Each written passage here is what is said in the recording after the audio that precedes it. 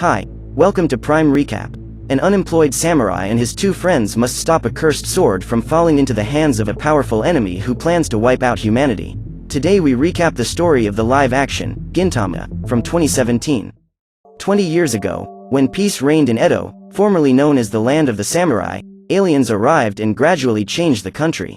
These extraterrestrial beings became known to humans as Amantos.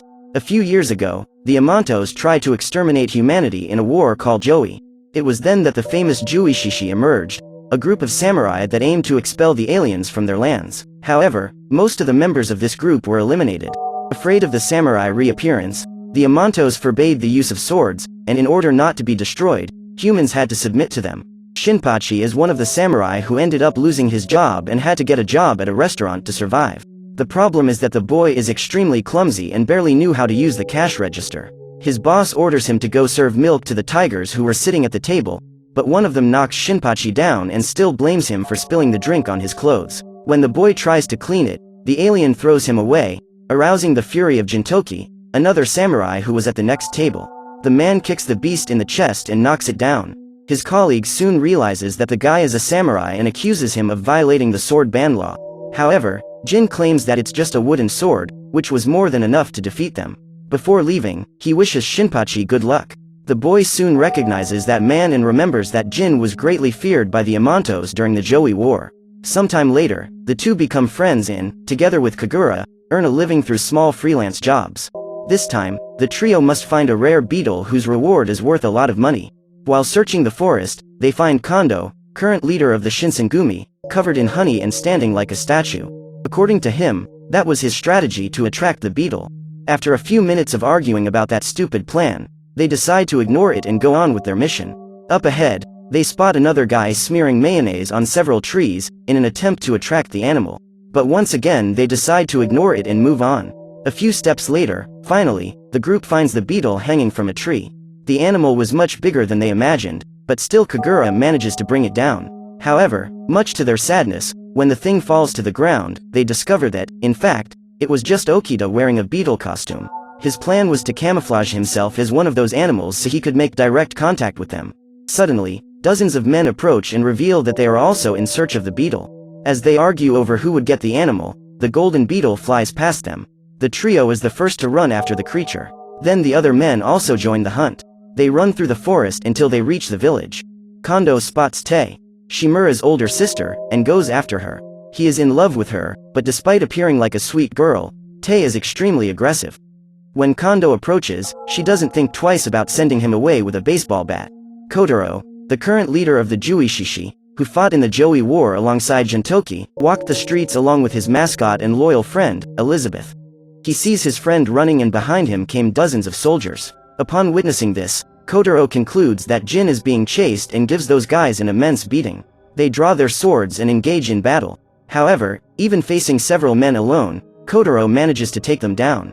As most of his competitors had been eliminated by Kotaro, Jin shoots ahead and manages to surround the beetle. At that moment, when the animal had nowhere else to run, a giant frogfish emerges from the pond and devours it. In the end, all that hunting was for nothing. That night, a man named Okada Nizu approached Kotaro and claims that he and his sword are thirsty for the blood of a skilled samurai like him.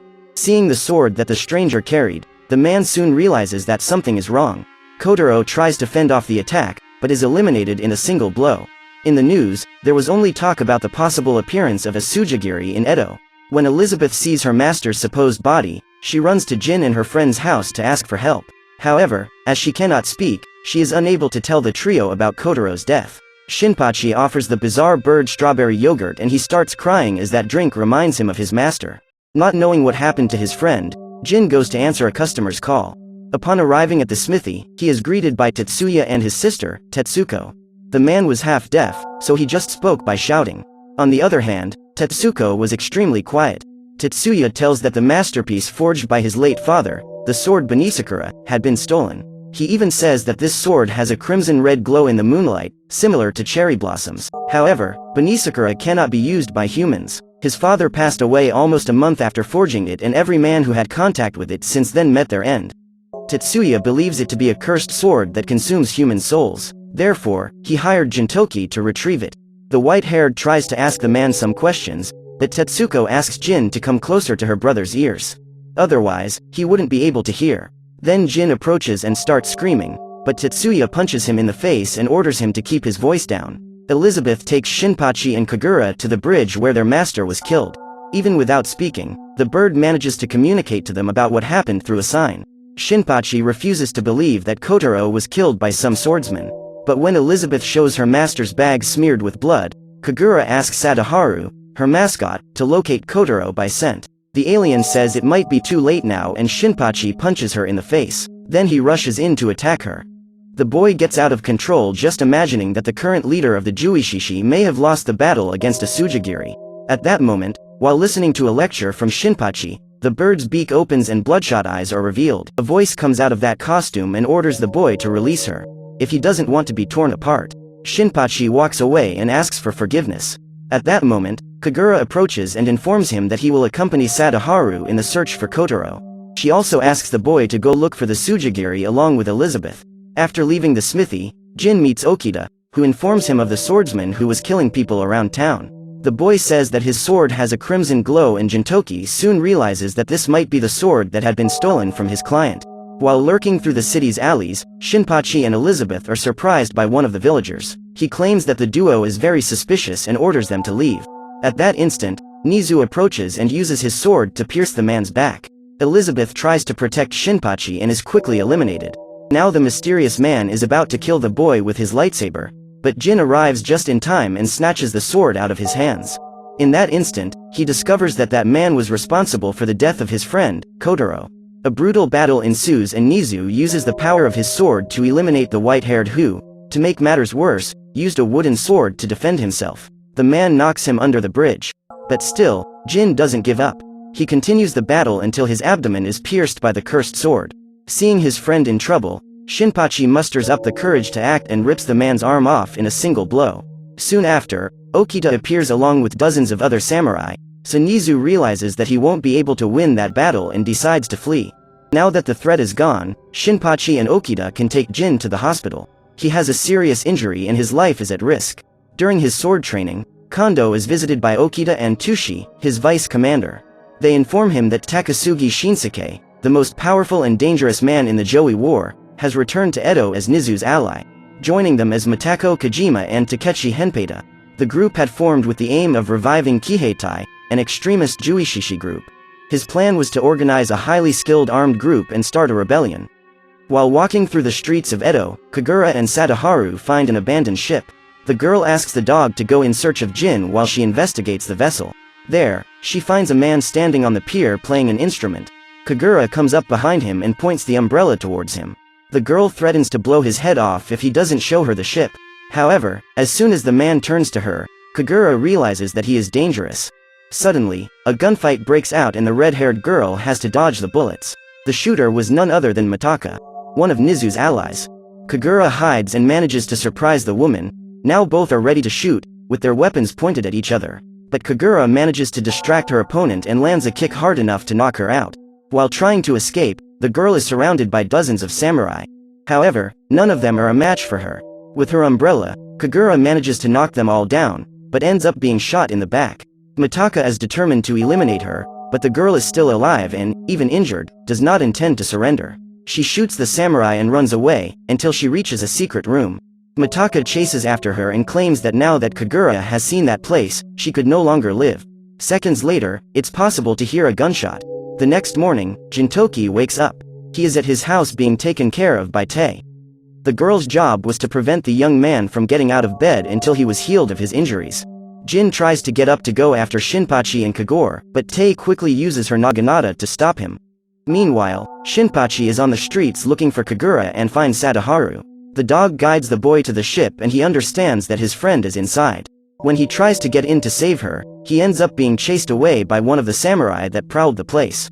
Shinpachi then decides to come up with a new plan to get to the ship. Little did he know that Nizu was inside and, after hearing a lecture from Matako about her skill in battle, the man gets angry and uses Benizakura's powers to strangle her. A few seconds later, he let the woman go and states that even without one of his arms, he is still in perfect condition to eliminate the old heroes so they can become the legends of the next generation. At Gintoki's house, the doorbell rings and Tae goes to answer it, Surprisingly, the one at the door is Tetsuko. Hearing the girl's voice, Jin stands up and asks her to come in. The boy knows that Tetsuko is there to tell the truth about the sword, as clearly it wasn't just a cursed weapon. The young woman says that Benizakura was forged from the sword created by her father and has an automated system with electromagnetic waves and artificial intelligence. Benizakura is a parasite that uses the user's body as a host. She is able to record her battles, study and get smarter. Ultimately, Tetsuko enlists Jin's help to stop her brother, as he plans to use the sword's powers to destroy Edo. Tetsuya had asked for the boy's help just so that Benizakura could increase its skills by fighting him.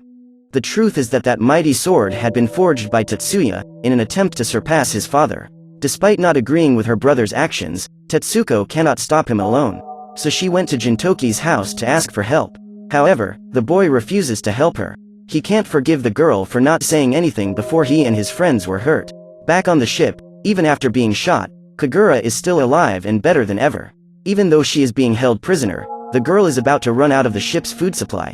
Takechi notes that in less than 24 hours, all of her wounds have healed and she possesses strength far beyond the ordinary. According to him, these traits belong to a clan called the Yato, an interstellar army of mercenaries. Takechi's plan was to train the girl to be part of his group in a few years. While walking back home, Tetsuko finds a note saying that he will meet her at the blacksmith shop. This note was inside an envelope that contained Gintoki's payment and the boy had returned it to her the moment he refused to help her. After asking Tae to go to the bakery to get some sweets, the boy gets ready to sneak out. But, when he gets to the door, he finds his clothes folded in a note written by Tae, asking him to bring her umbrella back. In the end, he never managed to fool the girl. Before heading to the smithy, Jin stops by a workshop and asks the old man to get a weapon powerful enough so that he can defeat his enemy. After all, as he was badly injured and without a decent weapon, he wouldn't stand a chance. The old man then gives him a giant fruit and says that after eating it, his entire body will become rubber. But that wasn't the solution Jin needed. After all, he didn't intend to become the pirate king. The old man reveals that the fruit was fake and starts making fun of him, so the two end up getting into a fight. Even without a weapon powerful enough to guarantee his victory, Jin goes to help Tetsuko. Meanwhile, Kagura is being crucified on the ship. Mitako and Takechi try to interrogate her, but the girl refuses to rat out her friends. Instead, she releases a macabre amount of vomit. Mitako is once again determined to kill her, but Shinpachi arrives before the woman can pull the trigger and assures her that he will save his friend. When asked where his companions are, the boy confesses that he is there alone and Mitako threatens to blow his brains out. However, at that moment, the ship begins to be bombed by Kondo and the crew prepares to fight. Shinpachi takes advantage of the distraction to release Kagura, and together they set off in search of Kotaro, which was the initial reason for the girl to infiltrate the ship. The Shinsengumi invade the vessel. However, the captain stays behind with Okita and Tushi. The man claims that he is not afraid of dying, as long as it happens alongside his partners. As he prepares to enter the enemy ship, which is dozens of meters high, Kondo ends up falling into the sea and the boys go on with the mission without him. Jin arrives soon after, accompanied by Tetsuko. The girl gives Jin a sword she forged herself so that the young man can face Benizakura. Now they need to figure out how to get to the ship. At that time, the old man from the workshop that Jin had previously looked for appears and gives him a flying board. As the beating goes on inside the ship, Nizu approaches Okita and Tushi, who give him a warrant for his arrest for haunting the streets of Edo and taking other people's lives. Okita attacks him with his bazooka, but the man manages to cut the bullet in half with his sword. At that moment, the boys realize that this is not just any weapon. Okita then decides to run away and leave his vice commander as bait. Inside the ship, Shinpachi and Kagura find a laboratory filled with swords similar to Benizakura. Soon after, Takasugi appears and runs towards them to kill them. But suddenly, Elizabeth appears and from her beak comes a machine gun, which she uses to attack the enemy. While Takasugi is distracted trying to dodge the bullets, the bird asks her friends to flee. At that moment, the man rips off the animal's head and Kotaro emerges from within the costume. Takasugi runs away from his old companion and the youths ask Kotaro to go after him, while they face off against Mitako and Takechi. Meanwhile, Tushi continues his fight against Nizu. Despite doing very well in battle, the boy is no match for Benizakura. Luckily for Tushi, Jin arrives at the ship and asks the boy to go after Takasugi as he finishes the battle he started with Nizu the night before. This will be the perfect opportunity for Jin to debut his new sword. In the very first encounter, Nizu plays dirty and attacks his opponent's wound. They exchange a few blows and Jin proves that his wound won't stop him from giving his all in that battle. Gradually, his skills grow much faster than Benizakura's. Even though Nizu's body has already been almost completely taken over by the sword, Jin manages to fight toe-to-toe with him. After a few minutes in battle, the boy manages to inflict a serious wound on his enemy's arm, making it impossible for him to continue using his sword. Seeing that he is cornered, Benizakura takes full control of Nizu and uses its tentacles to attack Jin. Inside the ship, Shinpachi is facing his first battle against a real enemy. His hands are shaking and Takechi uses the boy's emotions to try to destabilize him. Meanwhile, Mitako keeps trying to shoot Kagura, but the girl manages to dodge all the bullets. Even empty-handed, she holds the bullets in the air and knocks the woman down, as she is about to defeat her. Nizu falls off the roof. He has a monstrous appearance and Jin is unconscious. As he has totally lost control of his body, Nizu attacks his companion, Takechi. Mitako attacks him back and ends up becoming the next victim, now that he has lost consciousness. The man's body is fully merged with Benizakura. The creature forms a blade with its tentacles and intends to end Jin's life, but Tetsuko uses the sword, which she forged, to stop it. Kagura and Shinpachi team up with her in an attempt to destroy that monster. However, he manages to break free and attacks Tetsuko. To save his sister's life, Tetsuya sneaks in front of her and ends up dying. During this period, Gintoki regains consciousness and regains his sword. He faces Benizakura in a final blow and his sword ends up being cut in half. However, his blow was enough to destroy the monster and free Nizu from the control of his own weapon. After being cut by the blade of the sword forged by Tetsuko, the man finally finds his peace and his body disappears, turning into cherry blossom petals. Unlike her brother, the girl never wanted to forge a sword to kill, but to protect. And, finally, she accomplished her mission very well. As Nizu had been destroyed, Kotaro tries to convince Takasugi to abandon his plan to destroy Edo, but ends up being captured by an alien pig. Several other Amantos arrive on the ship and join it. Okita and Tushi meet up with Jin and the boy asks them to take his friends off the ship. He then goes after Takasugi and is surprised to find that his former comrade, the man who fought alongside him against the Amantos, has allied himself with them. An explosion happens and, with the distraction, Kotaro manages to get rid of the aliens that captured him. Mitako and Takechi regain consciousness and rush to defend their ally, but Takasugi orders them to get out, as he knows that at some point or another he will have to face Jin, so he prefers to do it soon. They start a sword fight, but end up tying in the first round. Then they decide to engage in hand-to-hand combat. Jin holds his opponent and slams his body against a metal plate. The boy was already very weakened and, after this blow, neither of them has the strength to fight anymore.